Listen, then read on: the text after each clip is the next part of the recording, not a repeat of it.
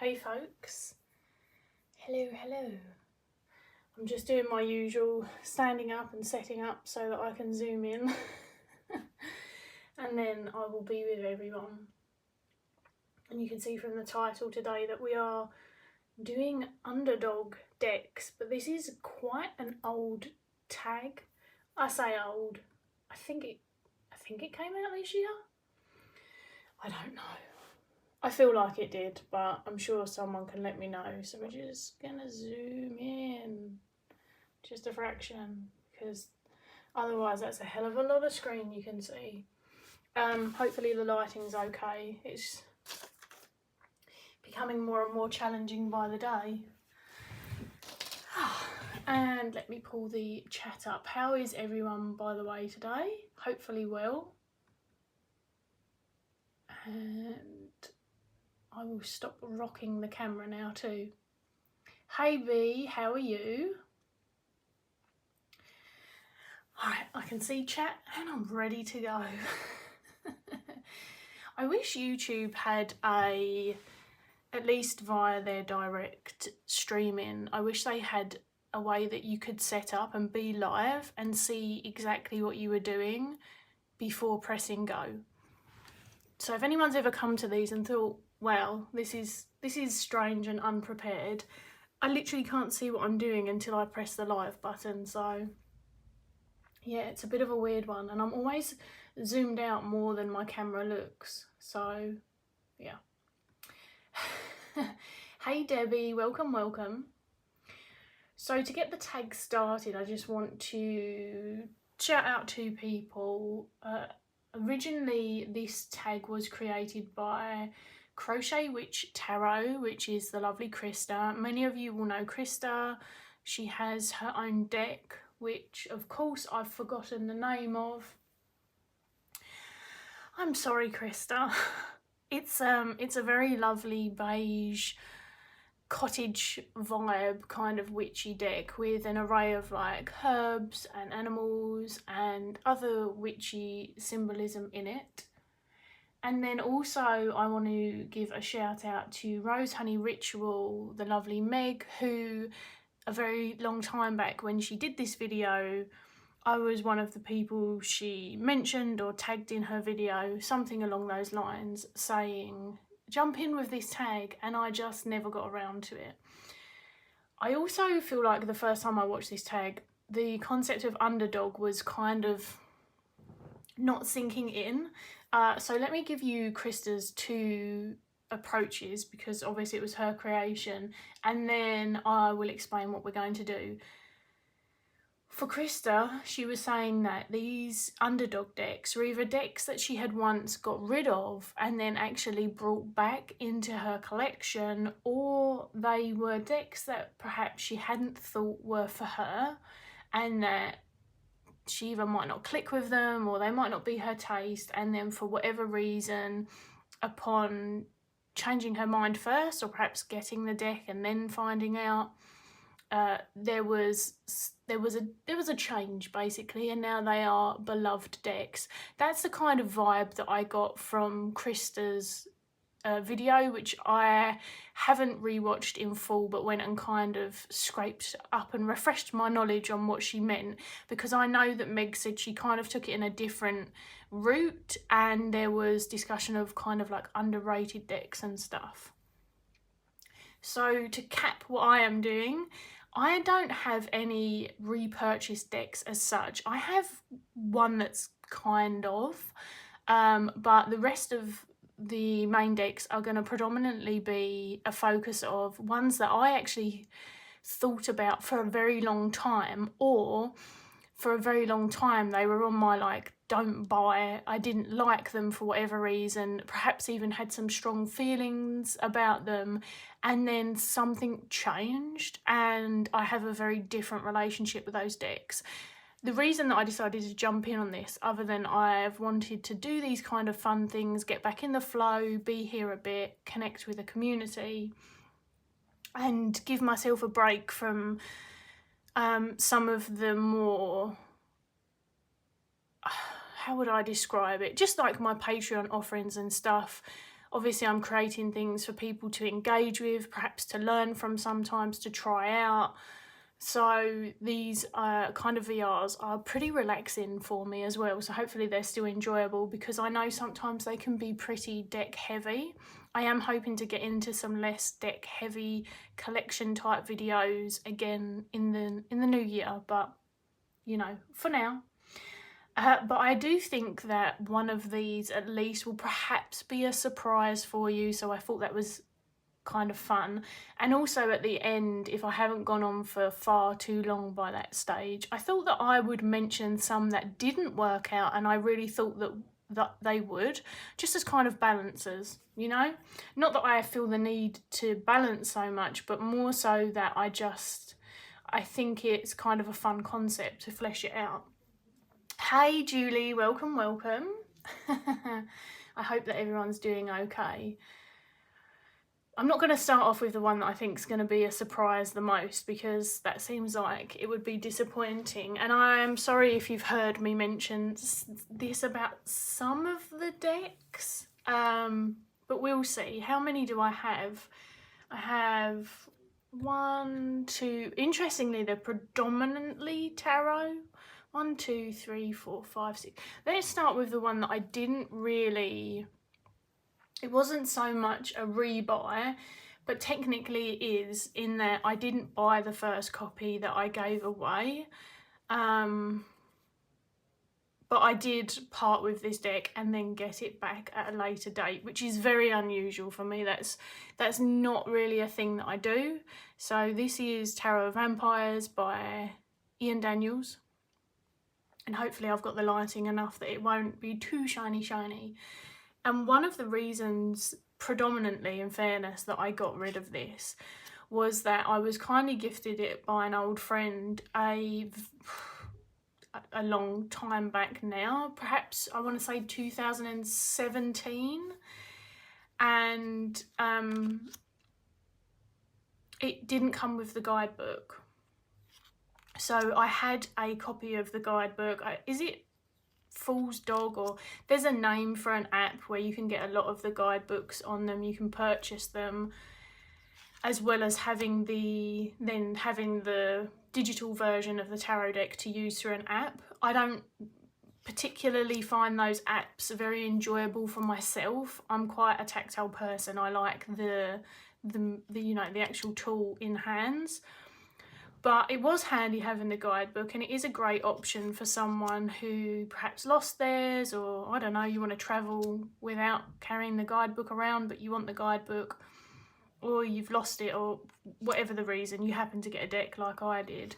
But again, I didn't really enjoy having the guidebook on my phone, and it was one that I had really wanted to dive into, like I've said before, those more esoteric occult symbols that have been layered into this deck in particular, and the fact that it's not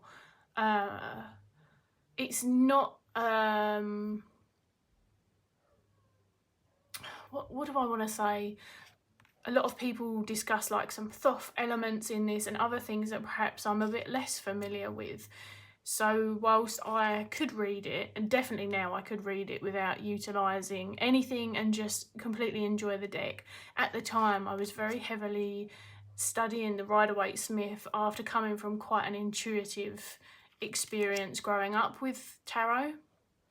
And also at the time, which probably has changed for me the most, is I loved the idea of having a vampire deck, but I couldn't get past this very... I'm really shit at decades unless it's something that I really adored in them, but I'm gonna go loosely and say sort of like your 90s vampire romance novel, like you know, this is kind of what these pictures remind me of, and that hasn't changed. It's just my experience of them and my feelings about them have. There was a part of me that felt like the particular, like, very sexualized, but through what I would identify as a as a straight male gaze in particular, in an era when I grew up and perhaps had some experience of the not fun parts of that as well as the fun parts, there was just a few things that this deck kind of hit for me artistically that, along with not having the guidebook, meant that I can't remember exactly how I come about it, but it ended up in a bunch of decks that I think like a friend that I knew at the time bought a couple, and then I ended up just giving them a bunch because it was like, oh, I'll have this and this and this as well. That's definitely not, like I said, how I don't have the same edge. I don't want to say discomfort because it wasn't as strong as that, but it doesn't make me feel that way. And yeah, I don't feel like any of those opinions have necessarily changed about the artwork. I find it funny. I find it nostalgic. It reminds me of a lot of artwork that were on albums and film things, and even like definitely before the 90s, some of the older posters, especially, I know that it's vampire, but it reminds me of some of the I don't want to say cave woman, but you remember those posters, right? With the chicks with the perfect bodies and the big hair, and they were wearing some like ripped equivalent of like what maybe used to be a dress. It's like the vampire equivalent of that. I don't know, but it makes me chuckle. There are elements about it that are still really sensual and luscious and fun. The colours are great. The art style as an actual, perhaps not always the presentation of the bodies, but the art style as a whole is something that I enjoy. So yeah, I have quite a big different feeling about this, but a lot of this is not to do with use with this particular deck. A lot of it is an artistic and, like I said, a guidebook and maybe time and place kind of vibe as well. So I thought that would be an interesting one to start off with because of those things. And like I said, it wasn't a particularly strong feeling about it. It was just, I wasn't attached enough to it. It just kind of, it came, it didn't happen much, and then it went, you know. Whereas the next deck, so I've picked up another tarot, and we're going into ones that I either thought about for a very long time and it took me forever to decide upon them, or I had very visceral, like, not loving responses to these decks. So a few people may already know this about this particular deck.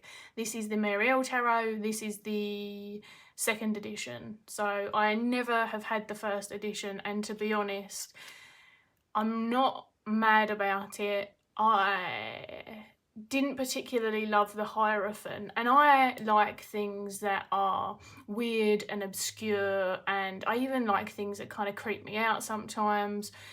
I just wasn't particularly a fan of it. Like, I know that really seems to cut people down the middle.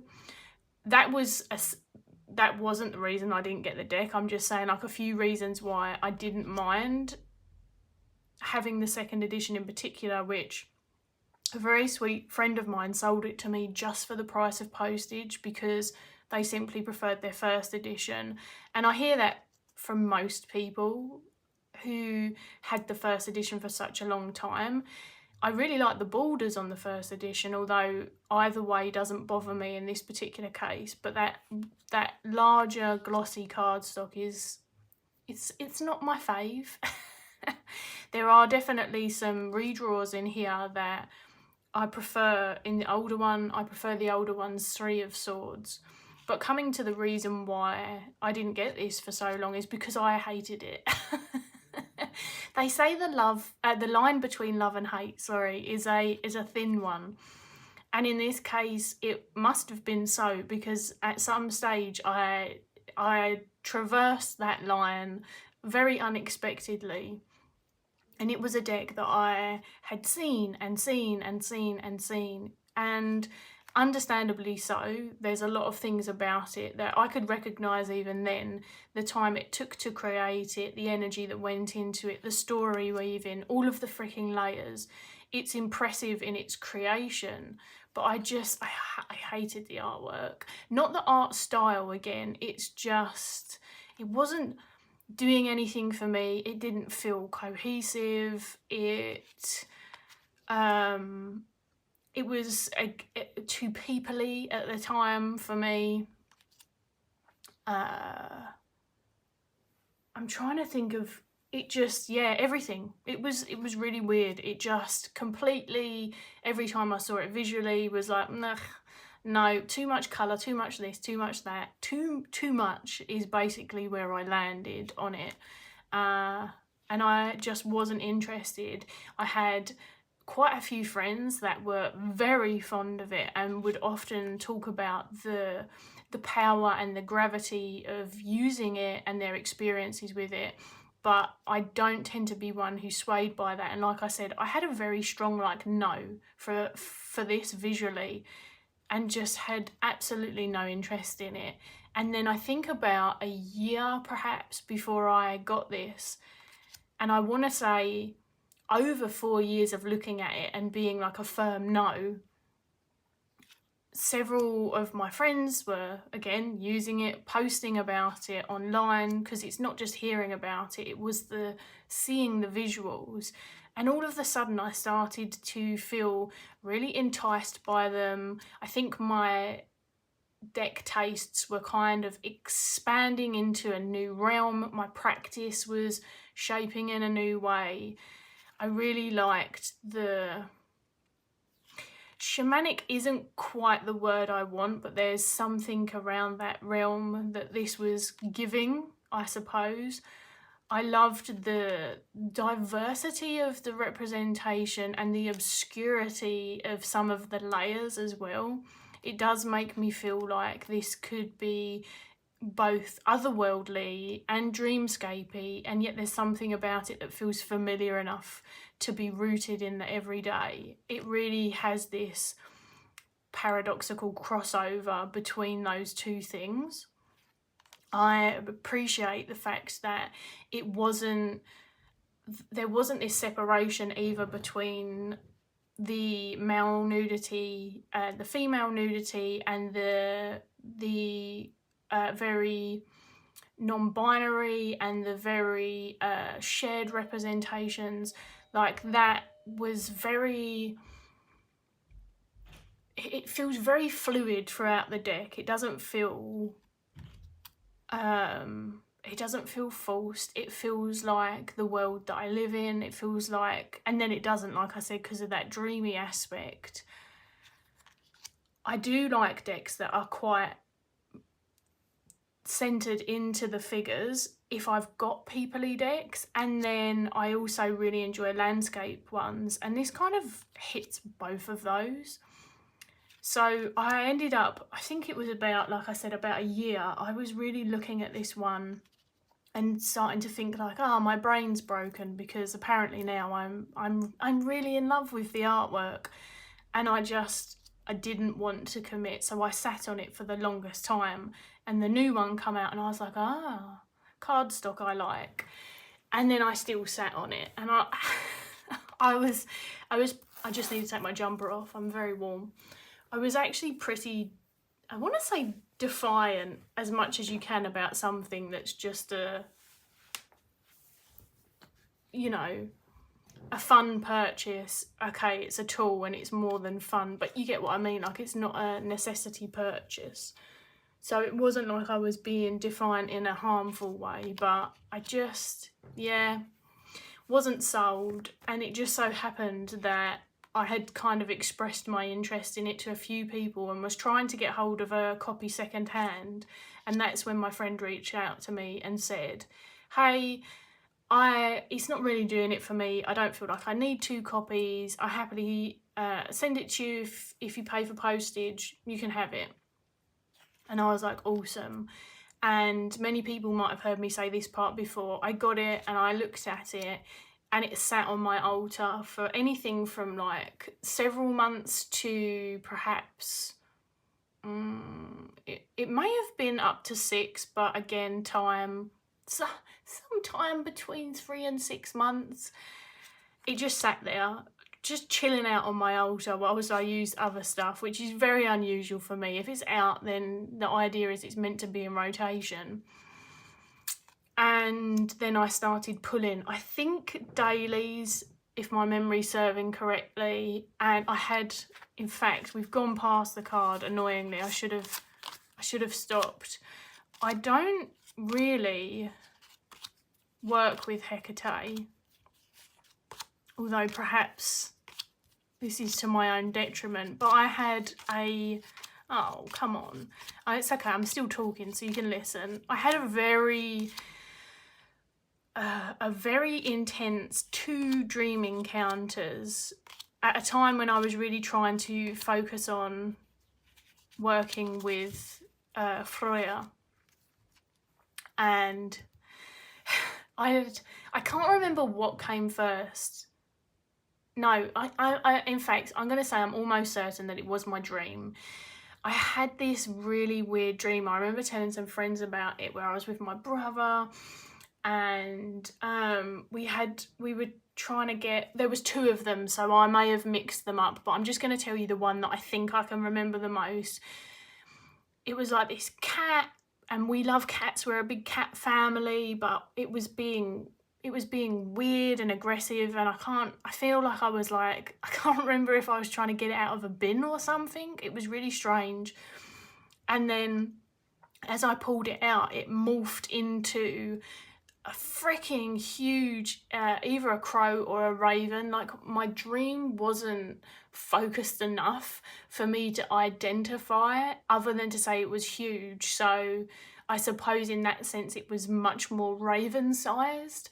And I'm holding this in my arms and looking at the feathers and the beak, and it's all very much in my face in this really intense moment. And then I swear, it was so fucking... I have strange dreams, but not about common myth or folklore or deity. Like, that's not a common part of my very obscure dreams.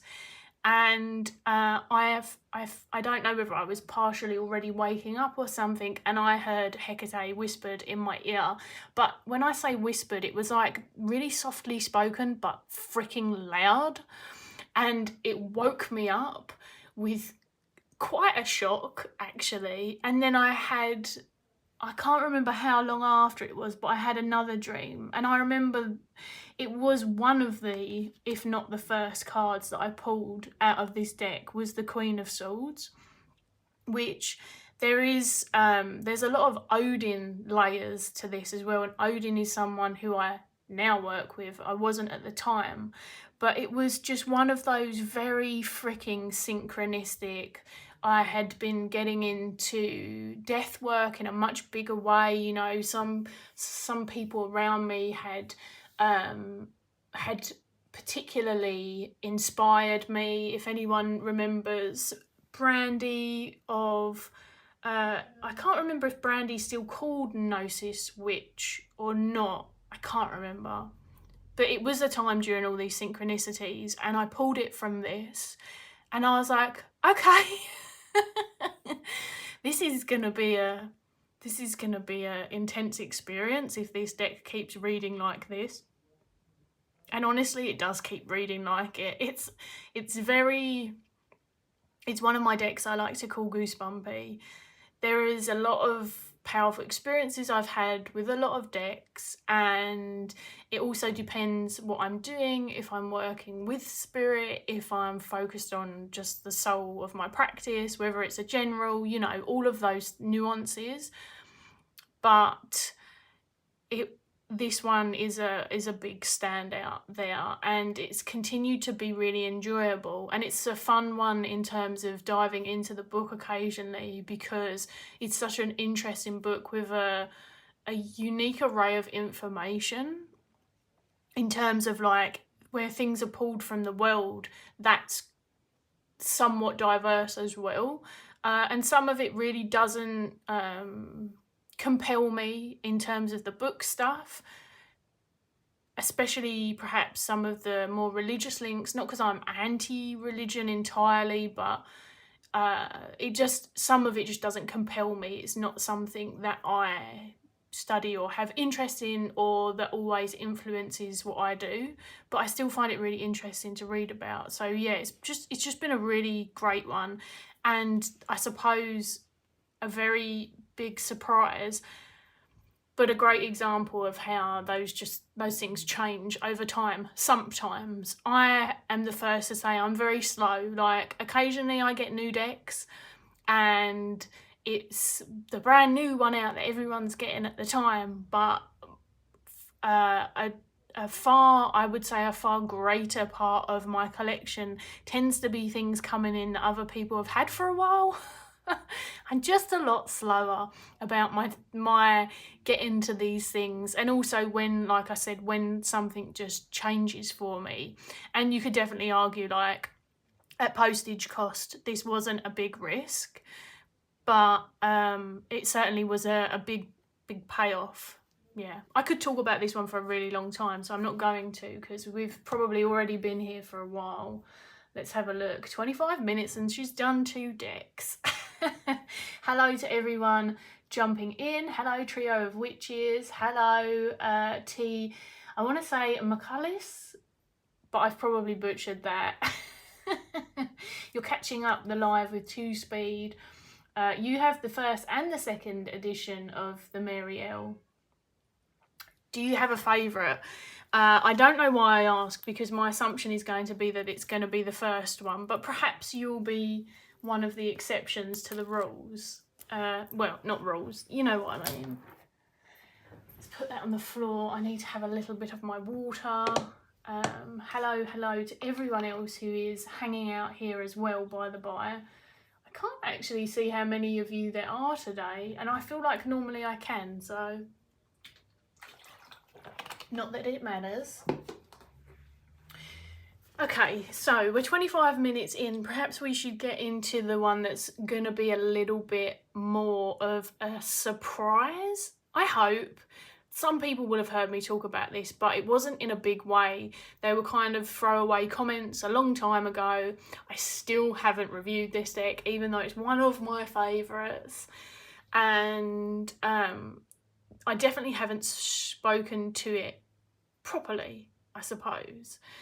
Trio of Witches says the first 𝗪𝗂𝗀 for sure. Yeah. I think that's the general consensus for people who own the first.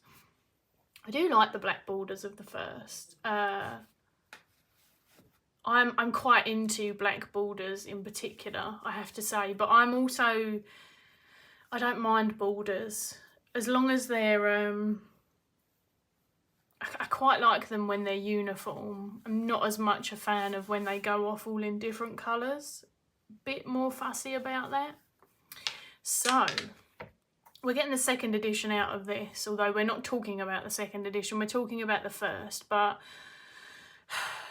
your girl didn't prep, and the first is behind my ongoing ritual that you can sort of see smatterings of here. So it is indeed the 𝗵𝘁𝗍 Tarot. Let's pop his little baggie off to the side. This deck was not, even though at that time in particular as well, I was big into trying as many animal decks as I can get my hands on, whereas I've tried a lot now, and I kind of know a lot more about what does and doesn't work for me in that realm. But as people know, I do animal gnosis, I enjoy working with animals, I enjoy seeing them in my tarot, in my oracles. It's a big part of my process. It's something I am just grateful they exist in the world.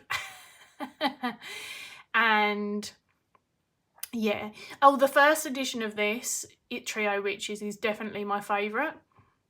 And the first edition is technically what we're talking about, but it doesn't, the edition layer isn't really significant to what I'm going to say, so fortunately it doesn't matter. But for anyone who isn't familiar with the 𝗵𝘁𝗍 Tarot, before I start flicking through, the first edition, and I am sorry I didn't get it out because I know that's annoying, but it's like behind here. The first edition is slightly smaller. I want to say, yeah, a bit taller than the 𝗪𝗂𝗀, but it's more like, yeah, that. And it looks exactly the same as this, but it has an extra white border around it. So you can imagine that, considering it's got 2 borders instead of the 1, that being as it's smaller, the artwork is quite a bit more shrunken. I'm sure when Emmy Brady did the 2nd edition, she was like, it's a 20-25% image increase. I am crap with maths and percentages, but there you have it. So you'll be able to see this one better. But it's a much friendlier size on my hands. And so what stopped this animal woman from wanting this deck? And like I said, I don't feel like I've spoken to this too much, so I'm not sure anyone will remember. But like I said, my practice, the cardstock is thick on this. It's thick, thick, thick. It's a really, really beautiful, honest depiction of animal life, I suppose. There are the occasional human elements that are brought into the animal sphere in a less naturalistic looking way, like this one, for example, although you could argue that the beavers had like gathered all of these together. But of course there has to be a little bit of this to kind of depict the concept. Like, you wouldn't normally have 8 feathers clean standing up like this, but for the most part it's a very raw, it's a very real, it's a very honest depiction of nature. And then it's got these really lovely layers of symbolism, the plants, everything is very inclusional. But before we go on a love note to this deck, I will say that at the time, I think that I didn't have a lot of as honest depictions of nature.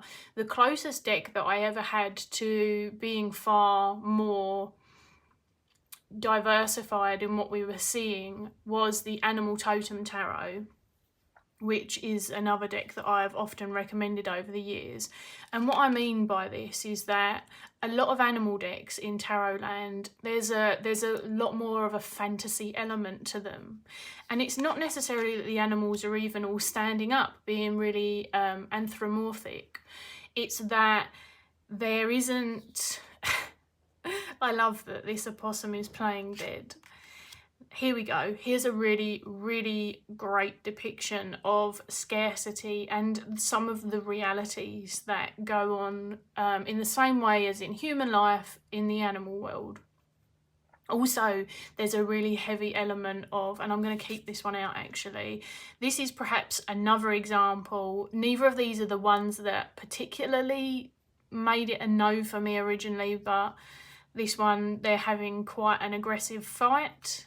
Well, I mean, having seen a lot of reptiles tear up, that's quite tame actually. I had very fantastical decks, you know, even one of my absolute favourites, which is just a gem, which is not a collective animal deck, but Tarot of the Pagan Cats. The cats are doing mostly cat-like behaviour, but it's the more, what I'm going to say, human desired expressions of cat behaviour for the most part. And there's something about wanting to turn away from animals killing other animals and animals experiencing hardship and animals experiencing harm. You know, in the same way as when many of us see people who are suffering, there is sometimes a human tendency to want to avert the gaze, right? In the same way as when people go past roadkill and they want to look away. And this is not to add shame to anyone, because it was definitely something that I was confronting in my own practice at the time. Is like, if I can't look at this, then I'm not fully for me. Like I said, for me, before anyone comes back and takes offence when they rewatch this. I didn't feel like I was working with the fullest expression of of their reality and of how we impact animals, which, like I said, is in here as well. And here it is. Thank you. It came up at the right time because this deck is a giver. This polar bear was one of the hardest things to look at the time. Now, I'm not saying it's not still hard to look at. I just have a different relationship. I'm like, oh, that's not what I want to see in my deck. It wasn't actually for a very long time that this was a no before it was a yes, but it was a strong enough expression that I kind of had a whole exploration with it before I got the deck, which is like, wow. It just felt like a very interesting, I think privilege is too strong a word just because this is artwork, in terms of like it wasn't seeing it in maybe like, I don't know, a BBC programme or just a geographic programme for those who don't have the BBC and don't know what I'm on about. There's several layers to this. There's the ice has melted. I'm not going to get into all of these really huge discussions right now, but of course most of us know the whole thing with climate and the ice melting. To me, this particular polar bear looks sort of gaunt. You know, there's a little bit of emancipation. You see this in polar bears a lot, unfortunately. They aren't always these meaty, fleshy, big cuddly things that we like to imagine or see. That's very much in their prime when they've got good environments, good access to food. And also this one in particular has all of these wounds. So human inflicted wounds in far more of an obvious capacity. And it was hard to look at, and I'm like, I've got my nice animal decks. Now, like I said, in Animal Totem Tarot, there is a couple. There's some dead, what are they called? People always think they're raccoons and they're not. They're what Tom Nook is on Animal Crossing, and I've completely forgotten what he is. Is it just a raccoon dog?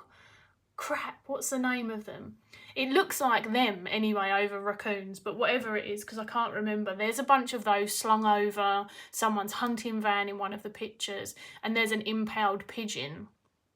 But this deck expresses these things on a far greater, far more visual way. And it was a time when, like I said, I was just on the cusp of kind of getting more into working with death in a very present way and bringing it into a lot of the things that are in my practice. And so, yeah, this was a no from me, because I genuinely remember going, no, that would make me too sad. Don't want that. And I didn't want the Brady Tarot. And I told people I did not want the Brady Tarot.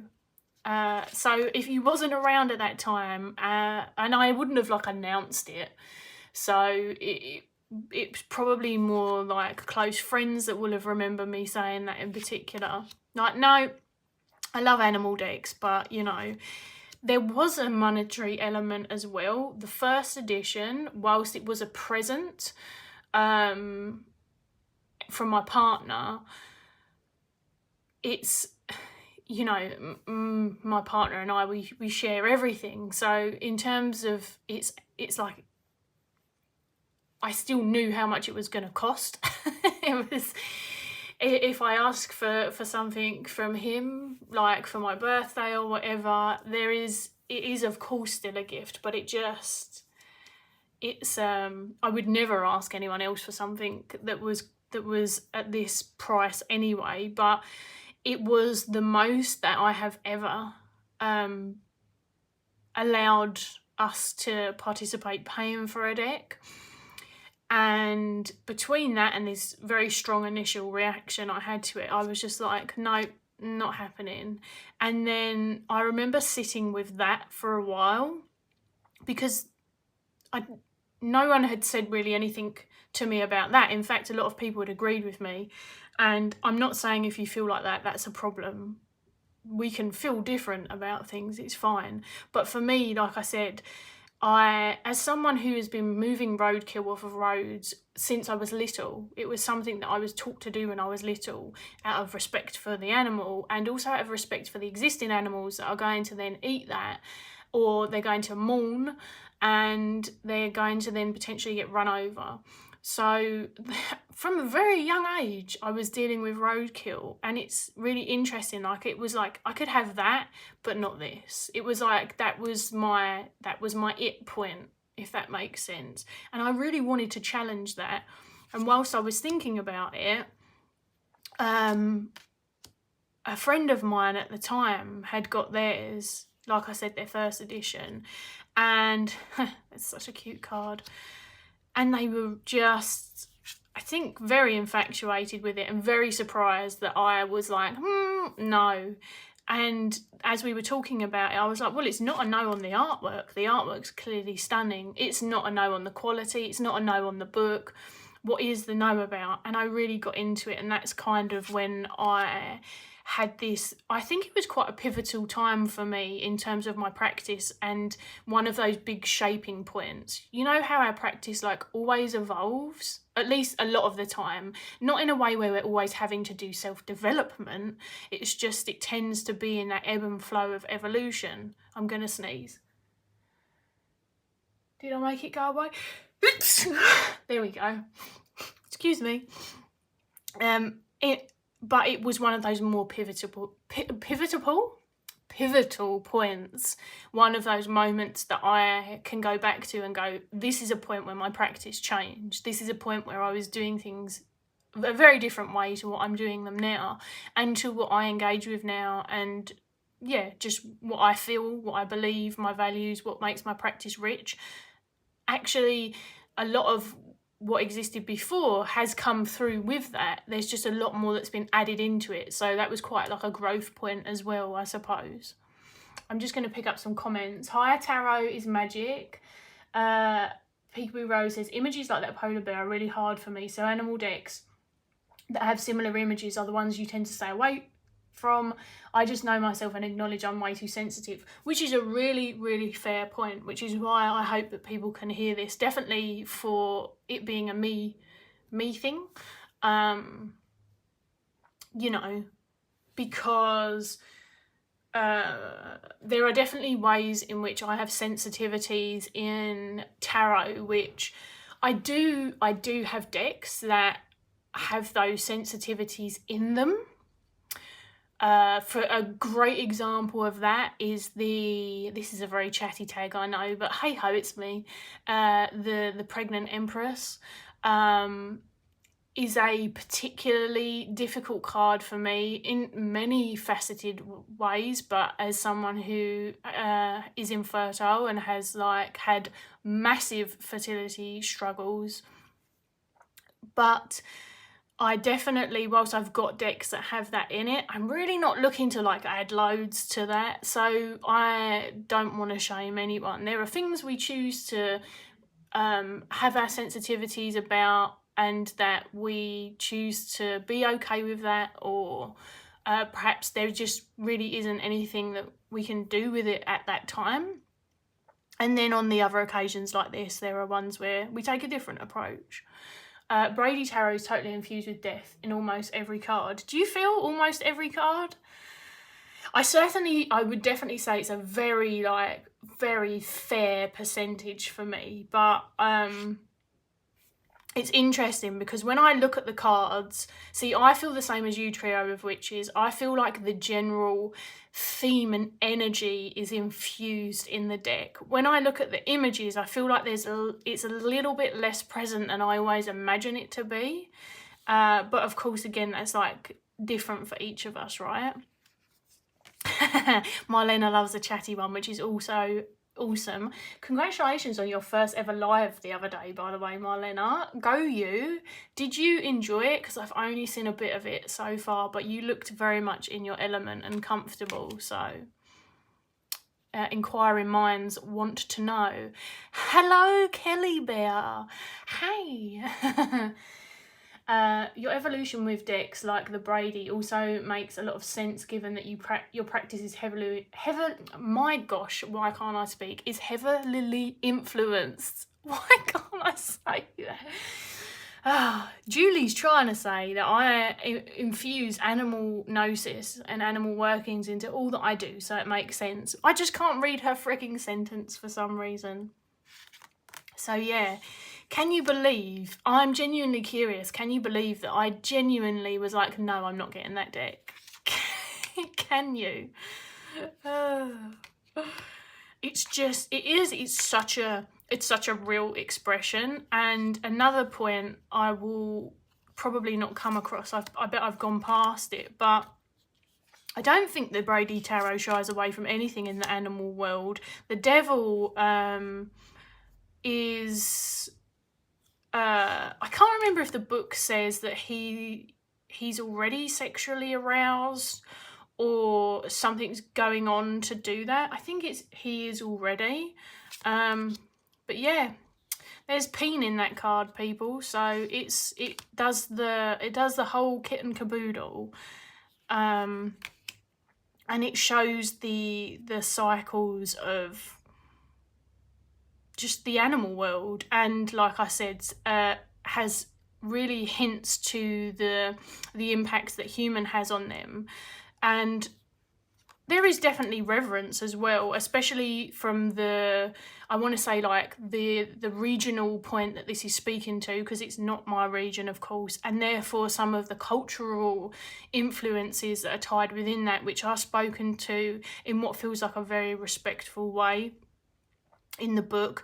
And I know that this deck, they do a percentage, and as far as I'm aware, have always done a percentage of donations to one earth-centered place and one more indigenously focused. I can't remember for definite. It will be on the 𝗺𝗁𝗺 Tarot website. I was really lucky that Little Red Tarot stocked the first and the second edition. This is the second, like I said. I'm a big fan of this deck, so I have 2 copies. And so it made it affordable for me, but it is still to date the first edition is the most expensive deck I've ever paid for. In my tarot experience, I appreciate that. It's different for everyone.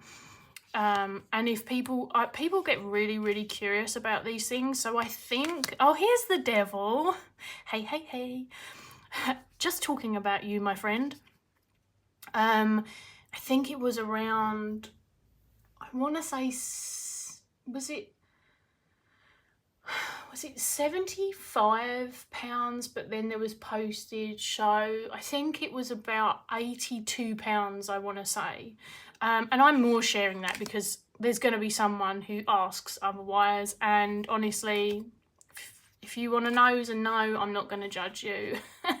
But that's not to shame how much anyone else spends on decks. So yeah, 𝗺𝗁𝗺 Tarot, is it a surprise to you? I'm really curious if you watch this back. Marlena says, it was fun, not sure if I'll do it again, but it went well. Whenever I've appeared live, I thought it was your first. It amps you up too much. You feel exhausted after. Was that not your first one then? Or do you mean that was your first solo? I know you've been live with other people. It's a lot of energy, isn't it? I get really, really hot when I do lives, in a similar way as to when I read for people, actually. A few people who get readings from me on a semi-regular basis will know that sometimes by the end of the reading, I'm literally sweating. It's not on my forehead. I'm one of those people that tends to announce things, you see. I'm really hot, I get hot flushes anyway, because of a bunch of hormone stuff and premenopause, perimenopause, whatever you want to call it.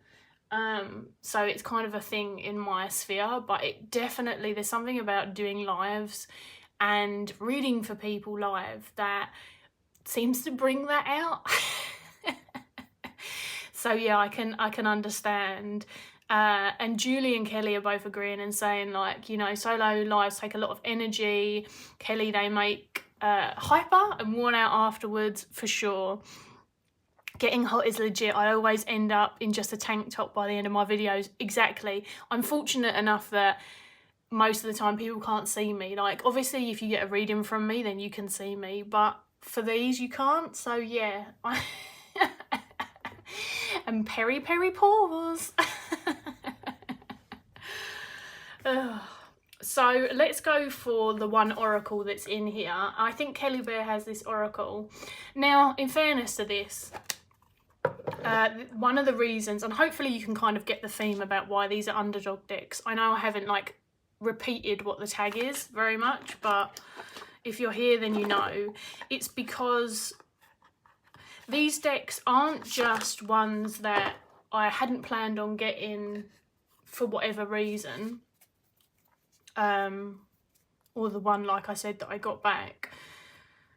It's not just like, oh, I got them and then they were cute and that was it.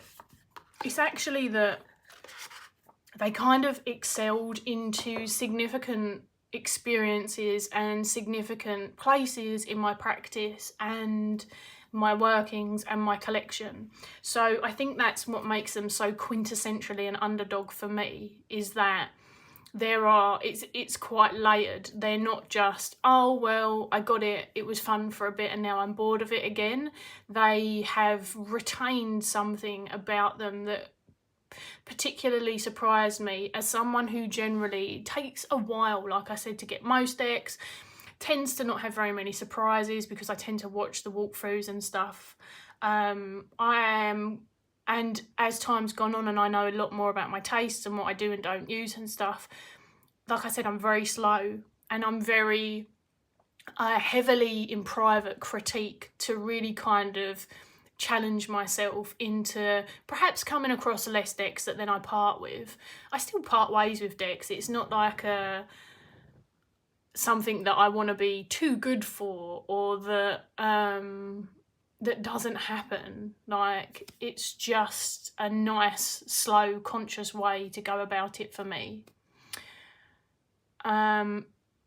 Your post and still have hot flashes. You finally gave into hormone replacement. I hope the hormone replacement is helping you. I know I did this tag and now have zero memory of what I chose, says Molena. Oh, don't worry. I feel very much the same. Just, I can barely remember what I did yesterday, so this oracle isn't one that I didn't want. This is an underdog for a different reason. People know I don't give warnings on my decks, by the way, so you've already seen the nudity and the boobies and the peens and everything else, but there is a lot of that. This is like, a lot of people would refer to this deck as crude humour, and the name of this deck is actually Arcane Bullshit. So this is a deck that I can't remember if my dad and I found it at similar times and then ended up having a conversation about it. I think that's what happened. It's freaking awesome, isn't it, Kelly? Kelly's one of the only other people I know who, because I was like loving on this deck and then randomly Kelly did a video and was loving on it and I was like, there's someone else. And she'd had it for like way longer than me. So I feel like there are obviously others out there. We're just few and far between. My dad and I, anyway, he was, I think the way that it went is he was sitting down saying like, I've seen this fucking hilarious deck on Kickstarter. We need it. Because like father, like daughter in this instance, in particular. Oh, so you backed it at the same time that I did. Awesome. I don't know why I thought you had it before. It was such a good campaign. It was so, if you have this type of humour, Evan, the creator, is hilarious. He could freaking, I was gonna say he could sell ice to polar bears, which feels incredibly insensitive, but it was just, you know, it was in my head. And unfortunately, the polar bears would need the ice at this stage. So it wasn't a good enough, but I can't think of the saying that I want. he could sell water to a lake. There we go. Like, honestly, he is very funny and very good at marketing and very good at what he does if you like this sort of thing. So if you don't like crude humour, there is a potential that you are going to have some strong feelings about this deck. My father and I did not. We have a very similar sense of humour in this aspect, because not all of them. And he was like, we should totally get it. And he said, I'll get it for you for, I think, again, it was like a birthday, and we will both get a copy of it. But to get a copy for both of us at the time, because he was doing joint decks, but it wasn't very clear whether you would get one set of the backing extras or two. And my dad loves the extras. I had never kickstarted anything ever in my life at this point, and really wanted like the goat worshipper badge and big sexy Satan and stuff like that. So he gave me the money so that I could back it, and I got the whole backing experience, which in itself was a gift. So you're probably wondering how it's in an underdog deck, being as I was so excited for it. And the very honest truth is that I didn't think this would read, not in a whole chunk of the ways that I experience it. I definitely thought it would read funny. I definitely thought it would be freaking hilarious, and that I would look at it lots. This is a favourite of mine, A Bunch of Cats Posing as a Woman. I very much thought up front, this is going to be something that I'm going to laugh at a lot. Here I am, the feral nerd. This is me. But it's never, these are the things I told myself, okay, up front. It's never going to read for me in a serious capacity. It's never going to mix with any serious decks, like well. And I'm never, so there were a lot of nevers. This is why it's useful to be aware of the way we speak to ourselves, not perhaps in such a fun instance like this, but just as a general rule. I'm never going to be able to read it intuitively. I'm gonna have to use the book. They were my out the bat beliefs about this. All wildly untrue. I mean, whether I read this in a serious manner or not, and what I mean by that, because it makes it sound very black and white and it's not really that, but what I mean is, like, I've used this in self-developmental readings for myself. I've used this in very emotional readings for myself. I've used it and got really necessary, useful messages that have genuinely impacted the course of what I'm doing and how I'm thinking about it, and then perhaps some of the decisions I might make on reflection of that message. Which is really funny, because you could argue that a lot of the reasons why Evan created this it's a bit of a poke at how occultism can take itself too seriously, which I wholeheartedly agree with. Like, I do.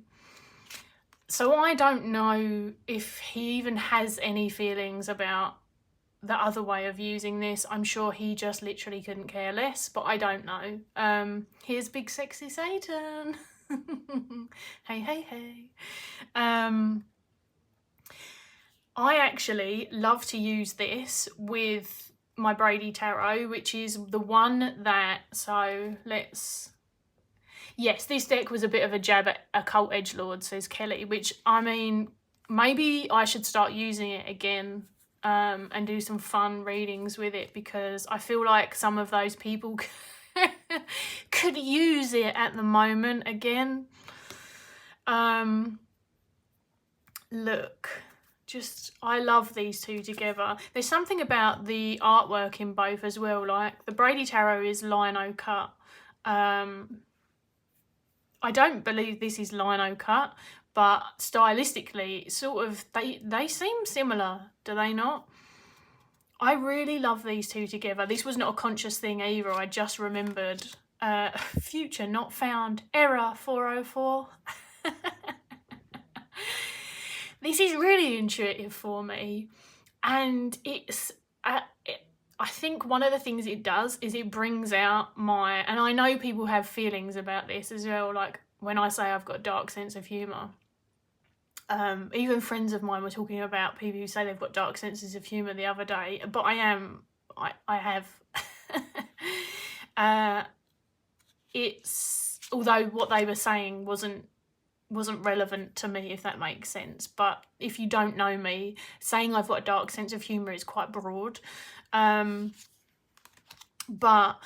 it sort of brings that out in me, and it brings out the way that I use sarcasm as a way to process life, and it deals with and it's a very real and raw way. It's not toxic positivity, it's not ignoring stuff, it's not avoiding the gravity of things. It's the humour that as a person, as part of my personality, that I've developed to kind of deal with things that are very challenging. There's something really interesting about the crossover of using this in what I would call like more of a serious reading, quote unquote. Like I said, lots of nuances to that, and it's just really surprised me. It is massively intuitive, and if you don't believe me, of course this is my experience. I'm not saying you could definitely have the same, but if you scroll down on my Instagram, if you can at all be bothered, there are readings with these two decks that I did, and they were good. They were good readings, if I do say so myself. Bookish and witchy. I'm not going to say, because I've already swore so much, and I'll get taken down. I feel like I will anyway, but Bookish and Witchy is saying, I love this deck. I like to use it with the 𝗺cie tarot, which, if you don't know what we're going on about, I am pretty sure if you type 𝗺cie, the rest will fill itself out for you. I've heard great things about that tarot deck as well. Kelly said, I find this deck pairs well with so many others. It's really quite surprising. I find it can bring some much needed levity to certain readings. Yes, it does, for sure. There have been a few occasions where I haven't felt the levity at all, which is very interesting, but for the most part I would say there is something about that. And yet, even if he had no intention for this to be a deck that you could read with in any capacity other than humour, we don't have control over how other people use things, right? I don't mean that in a nasty way. I mean, like, you could come with something with a very channeled specific intent, and as soon as it leaves your hands, the person who has it has then the energy to create something new from that. That's the interesting evolution of like art when it lands in other people's hands. So yeah, that is this one, and I really didn't think that it would be such a good deck, and it's so good, and I love using it with the 𝗺cie tarot in particular. So if you're curious, this is my favourite pairing for this, and I don't know why. Like I said, I remember looking and thinking, oh, the art style's as close as I'm going to get, because I really don't have anything that looks like this. The cardstock is quite similar as well, which is neither here nor there, other than it's just enjoyable for me. There are so many freaking cards in this, by the way. This is one of two of my biggest decks, only to be overshadowed slightly by the Memento Mori Oracle. Oh, look. Meaningless garbage. It's got a bit of a trippy effect though, right, when you look at all the lines. But yeah, thematically, they couldn't really be further apart from each other than this one does have quite a few animal references in it. Best pairing ever. Like, I swear. So good. So freaking good. And I have to say, whilst I've only ever backed 2 physical items on Kickstarter. I have backed a few other Kickstarters, but I've backed them as a donator. You know when like you donate an amount to help out, but you didn't go in for one of the things. So you still, in fairness, get the experience of the Kickstarter throughout. You just don't get all of the layered additions. His was just done so well in all of the ways though. It was like every next thing you unlocked was really exciting and funny, and yeah, it was just so good. So good. This deck is very absurdist humour, which can be quite dark.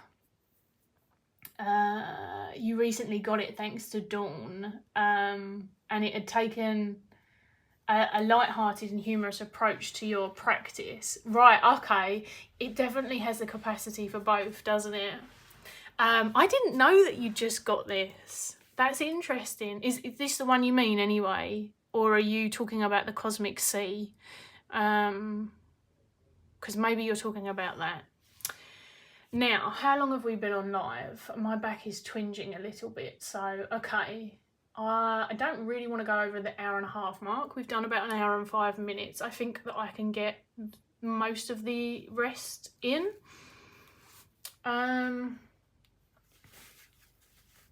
I don't actually feel like that one's an underdog because it wasn't enough of a thing before I got it. So let's go for the 𝗪𝗂𝗍 Tarot. The next two are going to be quicker anyway because they're newer. There was a really old deck that I nearly included in here, but I've had it for such a long time I couldn't remember all of the reasons why I was apprehensive about getting it. So I'll just give it a mention because it's one of, again, my absolute favourites, which is again why it makes it such a strong underdog deck, and that's the Raven's Prophecy Tarot. But I think predominantly my hesitancy on that one was it's quite a spacious deck. There's not lots going on in the imagery always, and at the time I was still in a very fresh Rider-Waite-Smith space. So it wasn't the type of decks I was reading, and I wondered how well I would read with it. And also I hadn't read the books and I didn't know at the time whether that would be an issue or not, which evidently it wasn't. And oh my god, I freaking love that deck. It is ingenious. So, 𝗪𝗂𝗍 Tarot. This was a no from me for a while, and I really enjoy this kind of abstract, although it's not abstract in the more obvious sense, the obscurity of this photography in terms of taste is something that I enjoy. Like, I would have photographs like this up on my walls. It's definitely a taste of mine, but I really wasn't feeling the Rider-Waite-Smith-ness of this particular deck. And I will explain that because I have quite a few decks that are clearly enough Rider-Waite-Smith leaning, and Rider-Waite-Smith is a facet of what I have studied in terms of approach, and it definitely influences and is a part of my readings, although definitely they are dominated by other aspects, perhaps a little more. But what I mean by the very Rider-Waite-Smithishness of this particular one is, whilst it's not a clone, I would say that there are a lot of aspects of it that are clone-ish. So it's not a direct, exact representation of what you see in the card in the Rider-Waite-Smith, but just in photography. There are elements that are different. For example, the Hierophant doesn't have two other images in front of them, and I'm pretty sure the Rider-Waite-Smith does, but it's close enough, you know. And the second part, which this is a prime example of, and I don't know why, this is a funny one. Actually, Dawn Michelle did a video, I think it was only yesterday or the day before, but I haven't finished it yet.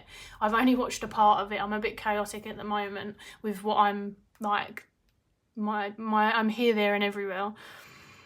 So it was about, she was calling herself on her own crap, I think she said, about things that she says she doesn't like in decks, and then the exceptions that she's got in her collection to those rules. And there's a couple of these that are exceptions to my rules in my collection. But as a general rule, if it looks 𝗨𝗿𝗺 in this way, where there are 7 coins right in your face on the 7 of coins card, I don't tend to like it for the most part. And so many decks do it. A lot of them are more subtle. A really good subtle version of this is the Tarot of the Hidden Realm, which I recently did a review on. So even if you don't want to watch the review, if you don't know what I mean, go to the Pentacles, which is one of the easiest suits to see it in. And like in one of the cards, there'll be like the right amount of swirls in the rocks, but it's kind of fit into the image. This still fits into the image, and trust me, I'm not slating this deck, but just bear with me.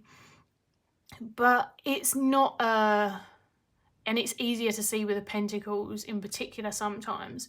It's not as natural to like get them into all of the images and make it a part of the image. This does it well, but it's just not. There's something about it that works so well in this deck, but for me turns me off of so many others. I'm like, I don't need to see them. And whilst I feel like the composition of it in this deck is done very well, one of the other decks I've got that I really enjoy but does this is the Anima Mundi Tarot.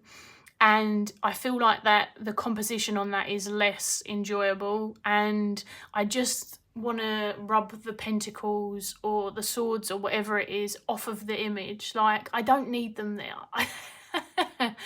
And of course it's the artist's choice, but it's just something that it's not a 𝗪𝗂, it's not a pip, so I tend to then not want them there.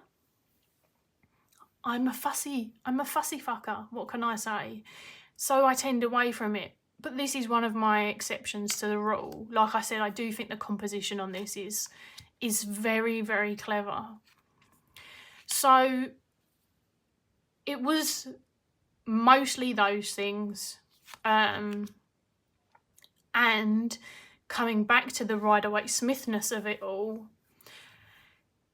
forget the very awesome atmospheric layer for just a second. It depicts the cults in the same sort of way. It's all very royal, it's all the usual, with the armour and the thrones, and I haven't checked if all of the directions are the same, but it has that essence to it. And the 𝗨𝗿𝗺 cults in particular fall really flat for me. I don't know if I am just resistant to them because of some of the books that I read and the ways I've always been really fussy about cults. The way that I was introduced to the cults is not a way I work. It was like, oh, if you pull someone from the swords, then it's someone in your life that has fair skin and dark hair. And it was like very, very specific, very cut down, really cut out any sort of potential for inclusivity for the way that I was introduced to that way of reading. I know people have expanded upon that. I'm not here to debate how you read the cults. For me, it didn't work. It wasn't a fun way to learn them. It hampered and it's really interesting because for the most part, I was taught intuitively, and yet I was taught the cults that way still. It was a way that was very common when I was little in books. And so it's funny. So I suppose I did get taught a bit of the 𝗨𝗿𝗺 when I was younger, just not all of it. But it was like this known layer that I was introduced to that really hampered my experience with readings, because everything else was this intuitive, real nice flow. And then I'd get to the cults and I'd be like, well, So I think I associated some of that. Whilst I didn't have a 𝗨𝗿𝗺 deck, like an original, I had the Mythic Tarot, and in that one I remember feeling so much more hampered by this expression of it that I had been taught, whereas I didn't have that so much with the Medicine Woman Tarot. And I just, over time, that whole like sitting in thrones or the horses doesn't bother me so much, but definitely the armour and stuff. It doesn't excite me. It doesn't really do much for me.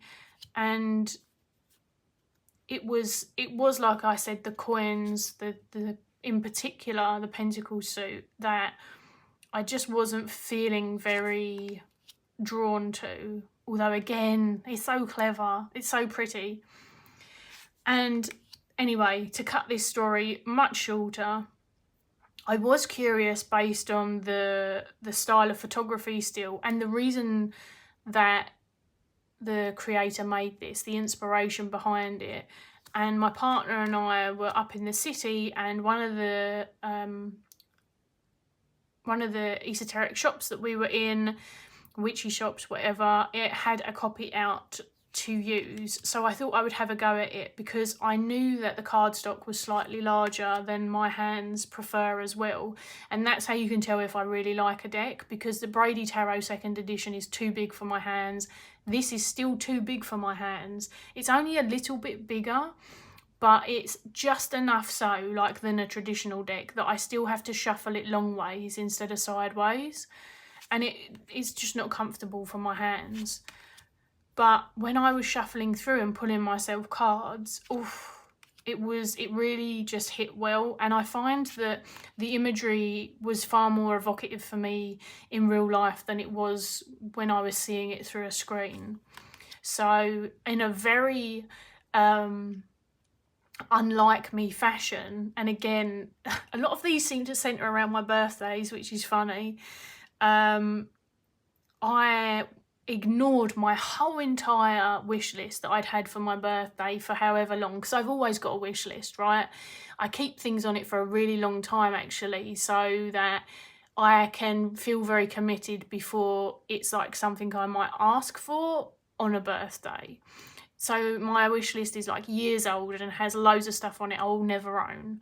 But I ignored the whole thing and bought this on the spot, and we put it away for my birthday because I just had this with it. And I don't think that I would have got it if I hadn't have been able to use it in person, and that is just sometimes the way. And it's not often something that most of us have the luxury of being able to do. So yeah.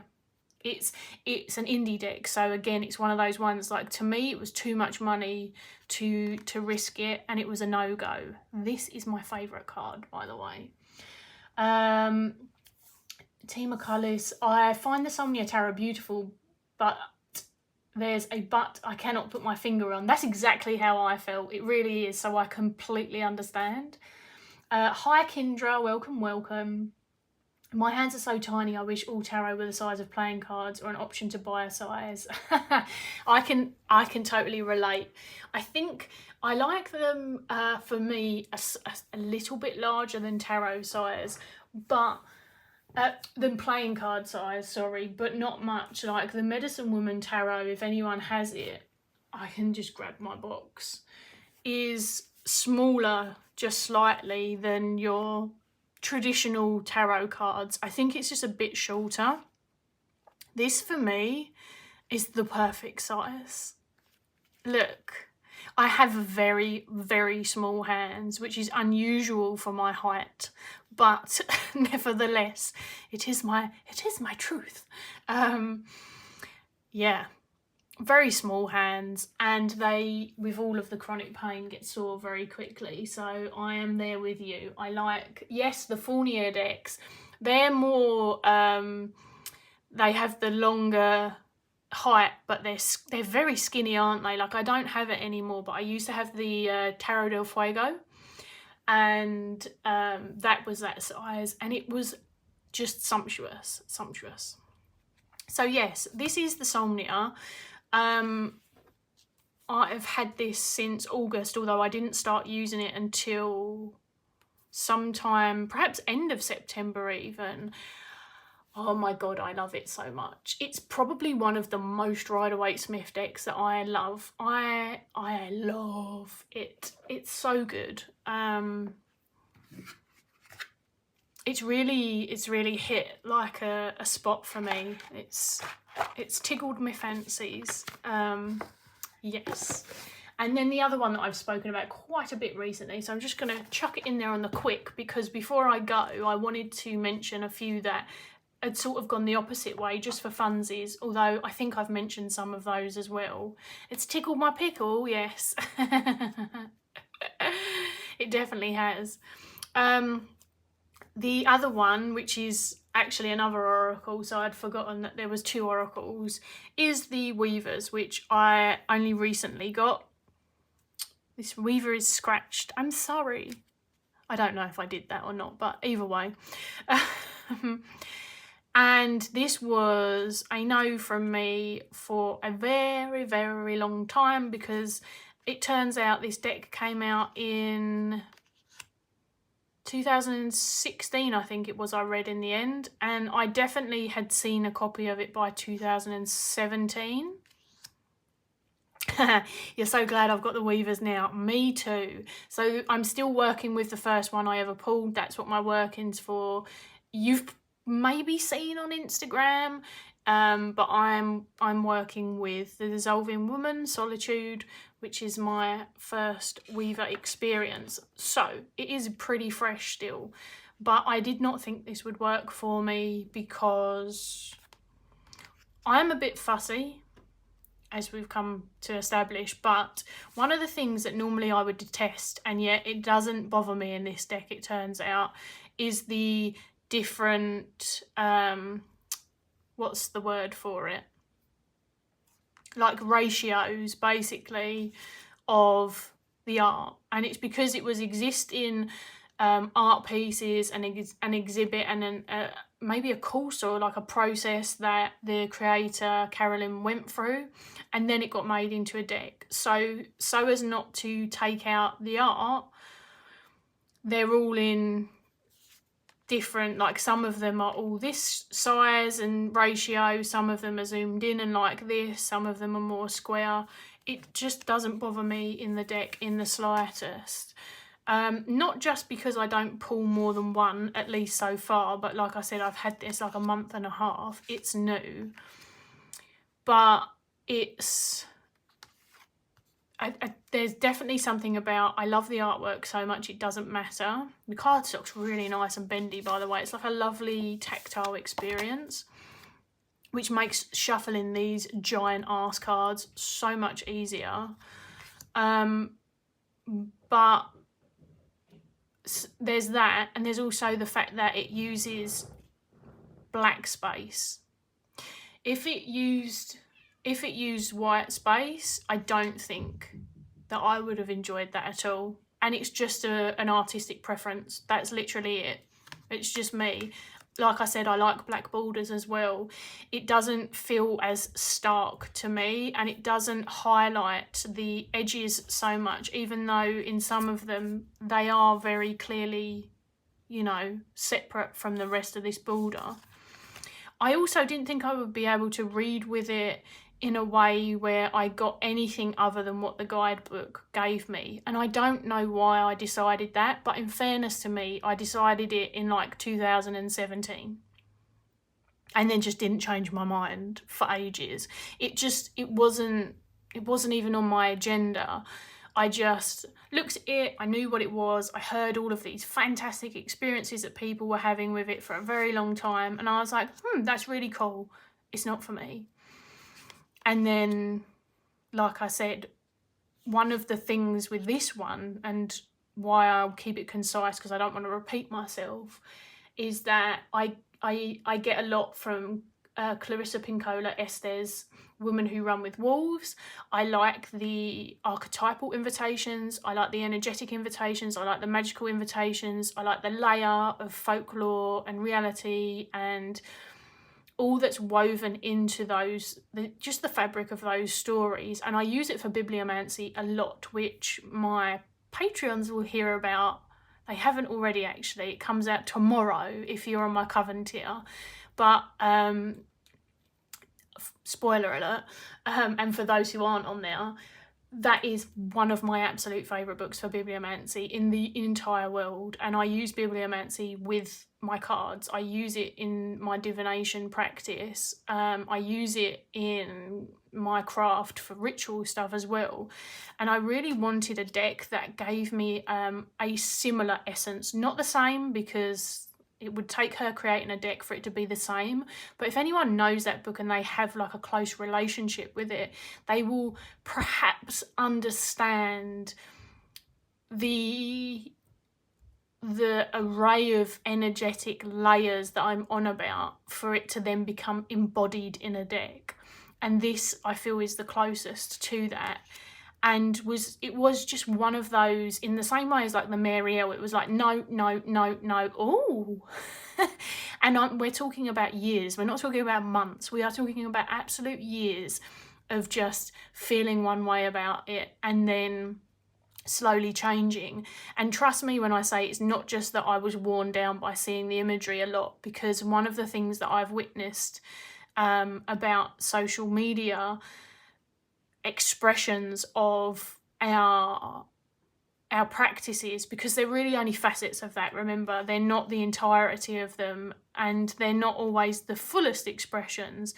But on social media we see perhaps a lot more turnover than God, I've got my fingers all over these. It's gonna happen, right? Decks are for using. I'm just a particular little monkey. I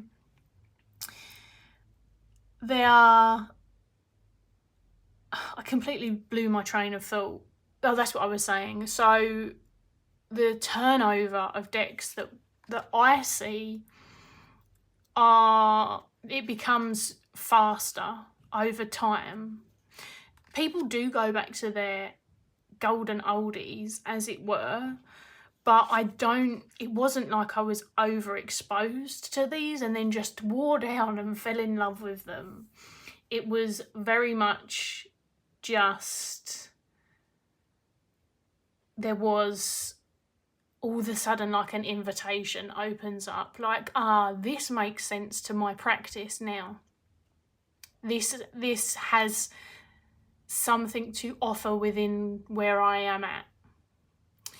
And it's those moments when it changes. And I think some of the biggest ones of those for me out of everything I've shown are the Weavers, the Brady Tarot, and the 𝗪𝗂𝗧. Like, wholeheartedly, these three have been like pinnacle points in the journey. So I thought that was really interesting for underdog decks, right?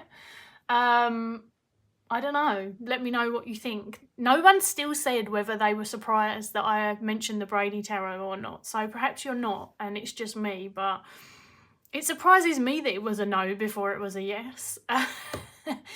Let's get some comments. I don't know anything about this deck, but it looks like it feels amazing. Yes, I love it. Kelly, I can't imagine this with white backgrounds. No, me either. You have a new weaver for the quarter leading up to your birthday in January. Wind, weathered woman of the twisted hazel. Oh, that feels like I don't know her, and yet it feels fitting already. There's something about hearing their names that I don't want to suggest I know how you're going to work with them, but like, you know, when you sort of know where someone's at and then they say one of the weavers that they're working with and it's like, yeah, okay. Like, I don't think those close friends were surprised when I was like, yeah, I picked Solitude, the dissolving woman. Like, not a surprise. Isn't it just beautiful though? Kendra said, I think sometimes we aren't drawn to a deck until we have something to learn from it. Yes, exactly that. It's just that timing, isn't it? Hi Joe, welcome. I hope that you're well too. And 𝗪𝗪𝗧 says, very true, when a deck has served me well for a specific purpose, the connection sometimes, pardon me, fades away and it's time to part ways with it. Yes, I have a great example of that actually. I had the borderless 𝗪𝗁 tarot for the longest time. I really loved it. Very occasionally I miss it, but I don't miss it enough to have convinced myself that I would still be using it much. And the thing is, it's a mixture for me of like, when you have that experience and it feels like it's time to part, for me, there's also an element of that, of like, I don't like to have too many things at once that are in that realm. So if I've got maybe 1 or 2, I might hold on to them for a while, but once it's like 3 or 4, for me, in my experience, I get a bit like, something needs to go. And also during those times when I make those decisions, it just so happens like it's often useful money at the time as well. So I'm not like fraught with sadness that I sold it. I still have a sort of a softness for it, but it's not an expression, at least anything to do with like Akashic records is not a representation of anything that I do in my practice whatsoever. So it's a funny one that I even had it, but aside from like all of the very warm, dark, earthy tones I like, and then my obvious love for black clothing, black backgrounds, black everything, I actually really love pinks and purples, and that particular, like, not quite galactic, but mesmerizing, like rose quartz and amethyst kind of mixture. It's something I wouldn't wear, and I wouldn't paint my house in that colour, but I seem to gravitate towards it in certain like items. And there was a real level of stillness about the individual expression of each person on the cards that really gave me a lot of space and felt very gentle at a time when I really needed it, and it was so good for that. So yeah, I sold it, the money helped, and I felt like I hadn't worked with it for probably about 2 years at least at that point, other than to just look at the imagery. So for me it went, but it is one I have a lot of fondness for still, if that makes sense. I am so glad that you caught some of it as well, Joe. I like my Weaver's card. I use them as instrumental in my Wheel of the Year, like Kelly Bear. I have the same card. Oh, that's awesome. I love the synchronicity. So, to wrap up, before we leave, thank you to Meg, by the way, for reminding me about this tag, and to Krista for creating the underdogs. And I thought I would mention several that I kind of had the opposite, where I really was very certain, because like I said, I do a lot of feeling the waters out. Occasionally I get an off the cusp purchase, by the way, but it's just really not common. I don't do like hard and fast, black and white rules really for most things. At least not anymore. It's taken a lot of training my brain not to. But these were things that I was very, very sure. So I thought I would mention, because I can't remember everything, there are a fair amount of decks like I've had, and I was sort of, I worked with them for long enough before they went, so that doesn't really count as much to me. But these two in particular, I was really sure that I would work with them and that they would be no-brainers, or at least close to that. And that was, they're both World Unknown decks. That was the World Unknown Tarot in a tin. Turns out it was too small for me. I did not enjoy how small it was, and continued to use both my normal sized ones, which I'm so fond of anyway. I probably shouldn't have bothered with a tin. But I used to be able to get out of the house more at the time, and thought it would be fun for travel, which it would have if I'd have enjoyed it. I didn't use it. I think I forced, like, not to the point of being unhappy, but like I coaxed myself to use it a few times, and then it just sat there. And then the World Unknown Alchemy, I loved the artwork, absolutely loved it. So it felt like a no-brainer. I knew that the shape of the deck would irritate the shit out of me, but I really did think it would be a no-brainer like the rest of the Wild Unknown decks, because I love the Alchemy, not the Alchemy, that's the one I'm talking about. I love the Round Archetypes deck. It's one of my absolute all-time favourites. And I love the Tarot. It's one of my long-standing like home decks. And the animal spirit one I really enjoy artistically. Not my favourite animal deck, but it's still like I would never get rid of it. I love it. But the Alchemy was not meant to be. I sort of enjoyed for a couple of weeks whilst it was novel, pulling the card out and getting what I could intuitively from it, and then reading the book and seeing if those crossed over at all, which actually occasionally they did. And then I just realised I couldn't be bothered to study alchemy to the level of the book. I freaking hated the shape. It was irritating the shit out of me. I never used it, and then I started to feel bad that it was just sitting there. So it went. And then the last one I'm going to mention to end with is actually a deck that, sort of speaking to the opposite, where Krista was saying like decks that she'd got rid of and then got back in. And like I said, I sort of did that with the Tarot of Vampires by Ian Daniels.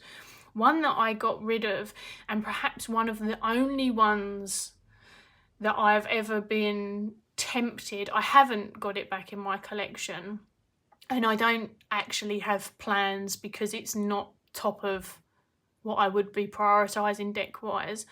But a part of me does wonder if I should have kept it, and that doesn't happen very often, like I say, was the 𝗪𝗪𝗪𝗺 Tarot. I had some good readings with that.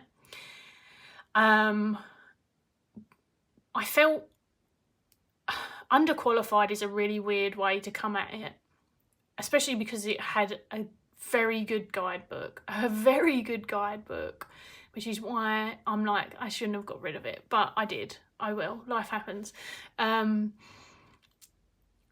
there was something about it that I felt less qualified in terms of not knowing as much about a whole host of the herb inclusions in there, and the pressure that I put on myself about having to know more than just what was in the book, which was silly. That was a me thing. And also I was aware that because I had told myself, well, if I have to have this deck, then I need to know more stuff. I'm studying runes. I'm committing to other practices. I didn't have the space for that. And then on like it's a very superficial note, but it kind of like capped it off a bit, is that I really am not a fan of the current US Games cardstock. Now, I do have the 𝗪𝗪𝗪𝗪 Tarot, and it is the same cardstock. It's not bad, I just don't like it. It's too cardboardy for me. It's nice in that it's like a satin matte, so it doesn't pick up too much light unless you're like directly on it like that. This one is a much better size for my hands as well, and I dare say, which is again will sound silly to some people but is a reality for me, based on the fact that I have a fair amount of decks, so I'm not going to bring something in that I don't love that hurts my hands to use. So there's a lot of that, and like I said, I've got pain conditions, I've got other stuff.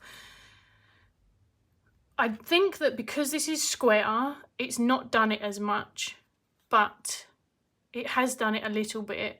The Herb Crafters one bows in that weird way where it almost makes it look like you've riffle shuffled it from like a corner. So 2 edges go down and 2 edges go up. It's not a nice experience in hands for me. It feels really cardboardy. It's kind of sharp around the edges, which is weird. I don't know how to explain it. It's just me. And then because it wasn't the size of the 𝗪𝗪𝗪𝗪 Tarot, it's taller. Again, I couldn't shuffle it this way. I had to shuffle it long ways. And it was like the perfect storm at the time where it didn't work out for me. And I ended up, I think I sold it to a friend for like what I like to think is a fair amount, because yeah, it wasn't working out for me. And was it a friend or was it someone I didn't know? I can't remember. I don't remember selling it for much, but yeah, I did part with it. But it is one of those ones that I'm like, that may have been a little bit more hasty, but it could have just sat here in the same vein.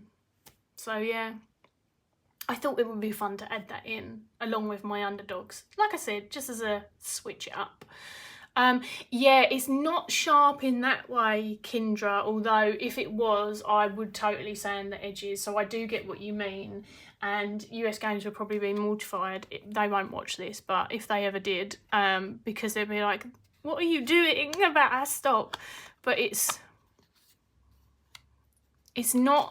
finished, like it's nice and rounded off. It's just the type of cardstock that it doesn't feel soft on the edges, and I don't think it would even with years of use. And like, I was not anti-US Games, just quickly before I end.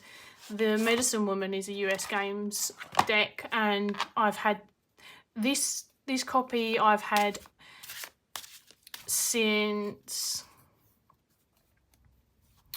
See, I want to say the 90s, but in the small chance it was just after, then it was just after. Either way, this cardstock, love it. And it's funny because they probably feel similar-ish. This is very soft, obviously, on the edges, but it's more flexible. It's probably a tiny bit less matte, but it feels like cardstock. You know, when cardstock it was a lot more similar. Just after people, I suppose, it was like inspired by playing cards, but not the linen playing card finish, you know? So it was like that era of cardstock. It's bendy, it feels like cards, it's meant to be used. It's a satin matte rather than a true matte, which obviously came out far later. And it's one of my absolute, you could definitely, I don't riffle shuffle, but you could definitely riffle shuffle this. It's just the best. It's the best cardstock, and forever I was like, US Games, you have stole my heart. But of course, cardstock changes with time. So yeah, they don't do this type anymore, and I'm sad about it. Because that is the novelty of there being so many decks out there, right? I'm sure we would have preferences still, but the more options you get, sometimes the more it makes you realise exactly what your favourite is. And that's probably in part why we sound fussier than we are. But honestly, if they went back to this, I'd probably pick up about 3 decks I don't have now from US Games if they changed to that cardstock, not gonna lie. Oh, hi! Hello, Candy Soul and Soil, my dear. It is the end, but I am putting this up to rewatch. If you can challenge yourself to an hour and a half, oh my gosh, an hour and 40 minutes. Right, I'm wrapping this up, people. You can watch it back on speed play, though. Thank you to everyone for hanging out with me. This has been very fun, as always. I was actually feeling really dreadful. So this has been a nice distraction, but it has been very long. I am very sore, so I'm going to go and lay on my bed and take some painkillers and play my Switch. Leave your comments below. You know, get involved, engage. I do like talking to you all. I hope that you're all well. You can tell me if you're not and you're having a shit time too, because we have space for it all here. And otherwise, I am just very fucking grateful for all of you who have been here and said hey and hung out with me and stuff as well, because it makes the live experience just so much richer. So Thank you everyone. I can see all your lovely goodbyes, sending you lots of love, and I will, what's this? And I'll see you soon. And bye.